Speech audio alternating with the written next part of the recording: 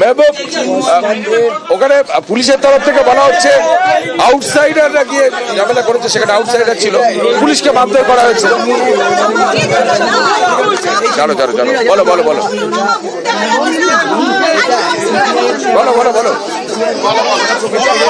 সত্য নয় যে আউটসাইডাররা গিয়ে করেছে, কোনো বহিরাগত ছিল না, সবাই আমাদের লোকজন ছিল। এবার পরিস্থিতিটা আপনারা বুঝতে পারছেন যে এখন খুবই সংকটময় পরিস্থিতিতে আছে, সবাই খুব চাপে আছে। কিন্তু লাথি মেরেছে, ইন্টেনশনালি লাথি মারছে এরকম কিছু নয়। যে ছেলেটি বলছে সে এমনিতেই খুব উত্তপ্ত অবস্থায় আছে, এই কারণে এসে কয়েকদিন ধরেই রাত্রে লাইভ করে, তার বাচ্চার ভিডিও দেয়, বলে আমার 3.5 বছরের বাচ্চা, আমার কোনো থাকার জায়গা নেই, এই বাচ্চার কি হবে। তো সেই রকম পরিস্থিতি, ওই একটা মানে এতটা বুঝতে পারছেন তো, চিন্তার মধ্যে আছে। তো ও বারবার বলছিল আমাকে পেট্রোল দিয়ে জ্বালিয়ে দাও, সব জ্বালিয়ে দাও আমাকে, এইভাবে নিজেকে জ্বালিয়ে দাও। ও অন্যকে জ্বালিয়ে দেবে, সরকারি সম্পত্তি ভাঙচুর করবে, এরকম কোনো ইন্টেনশন নেই। এবার যদি এটা হতেও, তাহলে ভাবুন চাকরি চলে গেছে, এখনো পর্যন্ত কি কোনো সরকারি সম্পত্তিতে শিক্ষকরা হাত দিয়েছে? দেখাতে পারবেন? শিক্ষক শিক্ষাকর্মীরা অত্যন্ত সংযত হয়েই তারা আছে এখনো। এত বড় মানে মাথার উপর পাহাড় ভেঙে পড়ার পরেও, তারপরেও যদি এরকম অ্যালিগেশন গুলো আসে, সত্যি আমরা দুঃখিত যে এরকম। আপনাদের আন্দোলন কি স্থগিত থাকবে? আন্দোলন স্থগিত থাকবে না, আমাদের আন্দোলন স্থগিত থাকবে না। কারণ দেখুন, এটা শুধুমাত্র একটা আলোচনা, এবং বলা হয়েছে সোমবারের দিন তারা লিগাল আলোচনা করে এগুলোকে প্রকাশ করবে। 1 সপ্তাহ পর সোমবার? হ্যাঁ, 1 সপ্তাহ। কিন্তু তার মানে এই নয় যে ওই আলোচনা মানে হলো আর আমরা আর কোনো অবস্থান, আন্দোলন, লড়াই কিছু করব না। আমরা আসলে রাস্তাতেই আছি আর রাস্তাতেই থাকবো, ততদিনই থাকবো যতদিন না আমরা সুপ্রিম কোর্ট থেকে রিভিউতে আমরা ন্যায় পাচ্ছি, ততদিনই আমরা রাস্তাতে থাকবো। স্কুল তো বন্ধ। আপনারা যা দাবি করেছেন, এই যে 22 লক্ষ ওএমআর, যোগ্য অযোগ্যের আলাদা তালিকা এবং ওই মিরর ইমেজ, প্রত্যেকটা কি দেওয়া সম্ভব বলে স্কুল সার্ভিস কমিশন বলছে? 22 লক্ষ ওএমআর আছে, কিন্তু মিরর ইমেজ যেটা, সেই মিরর ইমেজটা ওনারা বললেন সত্যি, আমরা বলছি আমাদের কাছে কোনো মিরর ইমেজ নেই। সিবিআই এর উদ্ধার করা, কোর্টেও সেটা আমরা অনেক আগে স্বীকার করেছি, সিবিআইও তার উপর ইনভেস্টিগেশন করেছে। তাই সিবিআই এর দেওয়া যে ডেটা, সেই ডেটাটাকে আমরা মানছি, এবং যদি আমরা লিগালি একটা আলোচনা করে ওই ডেটাটাকে আমরা বলতে পারি বা ওইটাকে সার্টিফাই করি। যোগ্যদের তালিকা তৈরি করা সম্ভব এটা বলছে? যোগ্যদের তালিকা করা সম্ভব এটা বলছে সেটা, হ্যাঁ, এবং সেটা বৃহস্পতিবারের দিন, সোমবারের দিন আপলোড করবেন, মানে আলোচনা সাপেক্ষে, মানে আইনি। সোমবার মানে 3 দিন পর না, আরো 10 দিন পর? 21 তারিখ। আচ্ছা, আপনারা কি কিছুটা হলেও স্বস্তি? স্কুলে তো যাচ্ছি না, স্কুল তো এখন বন্ধ হয়ে গেছে। সুপ্রিম কোর্টের রায় তো আমাদের, কোর্টের জাজমেন্ট আছে, সুপ্রিম কোর্টের জাজমেন্ট অনুযায়ী আমাদের স্কুলে যাওয়া বন্ধ করতে পারছি। একটি অন্য প্রসঙ্গ, অভিজিৎ গঙ্গোপাধ্যায় আপনাদের ওখানে যেখানে অবস্থান চলছে সেখানে অভিজিৎ গঙ্গোপাধ্যায় গিয়েছিলেন, এবং তিনি যাওয়ার পর তাকে গো ব্যাক স্লোগান দেওয়া, তাকে একটা আপনাদের তরফ থেকে কেউ না কেউ একটা বিক্ষোভ দেখানো হয়, কি বলবেন?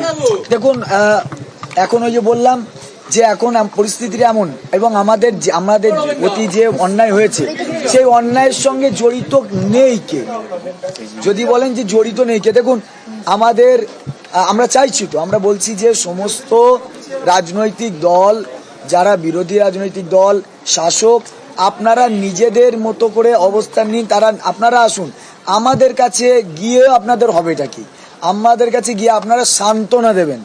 সান্ত্বনা আমরা সহজে, এটা খুব সহজলভ্য, হ্যাঁ, সান্ত্বনাতে আমাদের চাকরি ফিরবে না। আপনারা কি পদক্ষেপ নিচ্ছেন আমাদের জন্য, কোন জায়গা থেকে পদক্ষেপ? আচ্ছা বলুন তো, বিহার থেকে 2জন এমপি তারা চিঠি লিখলেন, রাহুল গান্ধী তিনি অন্য জায়গাকে, মানে বিরোধী দলনেতা হোক, কিন্তু তিনি তো আমাদের ওয়েস্ট বেঙ্গলের নয়, তিনিও লিখলেন রাষ্ট্রপতিকে। আচ্ছা, আমাদের রাজ্য সরকারের পক্ষের এমপিরা বা আমাদের বিরোধী পক্ষের যারা এমপিরা, তারা কি এই বিষয়ে কোনো লিগালি সাউন্ড করেননি? বলছেন যে এই ওরা দুর্নীতি করেছে, তাহলে আমরা কেন দায়ী নেবো, ওরা বলে কি এটা করেছে। আজও বিকাশবাবু তো এখনো বলছে, এই দেখুন, আরো চরিত্র স্পষ্ট হোক সবার, আমরা দেখবো, আরো দেখবো, প্রত্যেকে আমাদের চোখের মধ্যে আছে, তো চোখের সামনে আছে। আগামী 17 তারিখ বোর্ড অফ আমাদের যে board, West Bengal board of secondary education, yes, তারা তো একটা মিসলেনিয়াস অ্যাপ্লিকেশন করেছে, সেই মিসলেনিয়াস অ্যাপ্লিকেশনে তারা ফার্দার প্রসেস শুরু করার আগে পর্যন্ত স্কুলগুলো যাতে চালানো যায় ঠিক মতো, সেই চালানো যদি ঠিকঠাক যায় বা কিছু, তার জন্য তারা একটা মিসলেনিয়াস অ্যাপ্লিকেশন করেছে। তার বিপক্ষে লয়াররাও তো থাকবে সেখানে, যারা আজকে আমাদের বলছে না তোমাদের সঙ্গে অন্যায় হয়েছে, তো তারা পরের দিন কোন স্ট্যান্ড নিচ্ছে তার উপরেও তো আমাদের বিশ্লেষণ হবে, আসলে সেটা সান্ত্বনা নাকি সত্যি করে থাকা। এটা কিন্তু আপনাদের সামনে সবার সামনে বললাম, যেহেতু বোর্ড অফ সেকেন্ডারি এডুকেশন এটা দিয়েছে, তাতে করে তারা বলেছে যে যারা যোগ্য, তাই যোগ্য শিক্ষক শিক্ষিকারা যাতে যতদিন না রিভিউ, মানে ওরা রিভিউটা বলছে না, যতদিন না প্রসেস শুরু করা যায়। হ্যাঁ, লাস্ট প্রশ্ন হচ্ছে যে এই যে 22 লক্ষ ওএমআর বলছে প্রকাশ করবে, আপনাদের কথা দিয়েছেন, কিন্তু ওএমআর তো 1 বছর পর নষ্ট করে দেওয়া হয়েছে, সেই ওএমআর কি করে প্রকাশ করবে? না না, এটা তো hard copy নষ্ট হার্ড করা কপি তো নষ্ট করা hard copy নষ্ট হয়েছে। এটা তো হার্ড কপি নয়, এটা সফট কপি। যেটা soft mirror copy image CBI যেটা উদ্ধার ভাই করেছে। সিবিআই এর কাছ মাদার থেকে ডিস্ক এবং হার্ড ডিস্ক যেগুলো সিবিআই উদ্ধার করেছে, সেই কপিগুলো তো আছে। আপনাদের যখন টাইম দিচ্ছে যে এই রবিবারের মধ্যে বা পরে সোমবার অ্যাকচুয়ালি ওয়েমার প্রকাশ করা হবে আইনি আলোচনার মাধ্যমে, তাহলে কি 21 তারিখ। আপনারা এই মুহূর্তে কিন্তু পথে থাকবেন? যে মিছিল পথে তো আমরা আছি ম্যাডাম, আমরা পথেই আছি, পথেই থাকবো, পথে যে আর সমাধান আজকে বেরিয়ে আসবে। আলোচনা নিয়ে কি কিছুটা হলেও স্বস্তি পেয়েছেন? দাদা, কিছুটা স্বস্তি ম্যাডাম তখনই পাবো যখন স্বস্তি না, মানে যখন হচ্ছে আমাদের না, দাবি দাবাগুলো বাস্তবায়িত হবে। আমরা- এখন তো শুধু আবেদন করা হয়েছে মাত্র, এখন তো আবেদন করা হয়েছে আমাদের দাবি। 22 লক্ষ মিরর ইমেজ যেটা সিবিআই এর দপ্তরে আছে, সেটার জন্য কি রাজ্য সরকার সিবিআই এর সঙ্গে যোগাযোগ করবে বলছে? না, ওটা SSC র কাছে সিবিআই জমা দিয়েছে, সিবিআই এসএসসি কে বিরোধ দিয়েছে, সেটা এসএসসির কাছে আছে। এসএসসি তো সুপ্রিম কোর্টে ক্লিয়ারলি বলছে যে ওদের কাছে কোনো ডিজিটাল কপি নেই। সেটা ওটা বুঝে- বলতে আপনারা একটু একটু বুঝতে বলছেন। একটু শুনে দেন। আমি বলছি আপনাদের একটু আরে আস্তে এখান থেকে কথা আপনাদের একটু বুঝতে ভুল হচ্ছে। প্রথমে আমাদের যখন লিখিত পরীক্ষা হয়, ঠিক আছে, সেই লিখিত পরীক্ষার কিন্তু একটা টেন্ডার হয় যারা হচ্ছে ওএমআর স্ক্যানিং করার জন্য, সেইটা করেছিল নাইসা কি করেছিল, সাব এজেন্ট দিয়েছিল ডেটা স্ক্যানটেক। সেই ডেটা স্ক্যানটেক যখন স্ক্যানিং প্রক্রিয়া সম্পূর্ণ করে, তখন কিন্তু নাইসাকে একটা হার্ড ডিস্ক দেয়, একটা এসএসসি কে হার্ড ডিস্ক দেয় এবং একটা নিজের কাছে রাখে। এসএসসির কাছে যে মাদার ডিস্কটা ছিল বা ওএমআর এর মিরর ইমেজ কপিটা ছিল, সেই কপিটা ওনাদের কাছে কোনোভাবে মিসিং হয়, কোনোভাবে হারিয়ে যায়। এবং সিবিআই পরবর্তীকালে কিন্তু ওনাদের অফিসিয়াল থেকে শুরু করে সমস্ত জায়গায় সিজ করেও কিন্তু সেটা খুঁজে পাননি। যখন আমরা ওই মিরর ইমেজের কথা বলি, তখন ওনারা এখনো বলছেন যে ওই মিরর ইমেজ খুঁজে পাওয়া সম্ভব নয়, কিন্তু সিবিআই এর উদ্ধার করা যে মিরর ইমেজ কপি, সেই ইমেজ কপিটা ওনারা কিন্তু আইনি পরামর্শের মাধ্যমে আপলোড করবে। 24 লক্ষ আছে, তাতে 22 লক্ষ ওনারা বলছেন, সেটা আইনি পরামর্শের মাধ্যমে ওনারা দেখে সেটাকে আপলোড করবেন। এবং আমাদের দাবি ছিল সেখানে যে আমাদের যোগ্য অযোগ্যের লিস্ট, সেই যোগ্য অযোগ্যের লিস্টটাও কিন্তু ওনাদেরকে প্রকাশ করতে হবে, ঠিক আছে। সেই লিস্টটা কিন্তু ওনারা প্রকাশ করবেন বলে আমাদেরকে বলেছেন, কিন্তু আইনি পরামর্শের মাধ্যমে পরবর্তী সোমবারের মধ্যে। আমার নাম সুজয় সর্দার, আমি নন টিচিং স্টাফ। আচ্ছা, আপনারা যে 13 জন ছিলেন আজকে, তারা সুজয় সর্দার থেকে কারা কারা ছিলেন? 19 কতজন, 11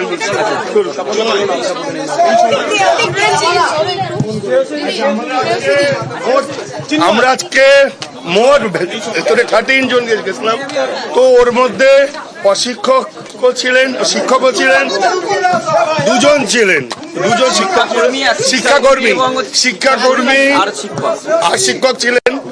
আর যা যা আলোচনা হয়েছে তা সবাই আপনাদেরকে সব কিছু বলা হলো। তো এখন এছাড়া এখন আমরা কিছু বলতে পারছি না। তো এখন যতক্ষণ না যা কাজ হবে তখন বলা যাবে না। আর তোমার নাম স্বপন বিশ্বাস।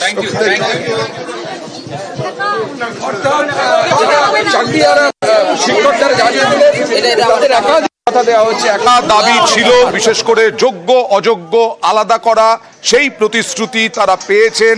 আইনি পরামর্শ নিয়ে সরকারের পক্ষ থেকে, এসএসসির পক্ষ থেকে বলা হয়েছে যে আগামী 21শে এপ্রিল তা বললেন, দাবি করলেন এই চাকরিহারারা, যে তাদেরকে বলা হয়েছে 21শে এপ্রিল সেই যোগ্য অযোগ্যর তালিকা প্রকাশ করা হবে।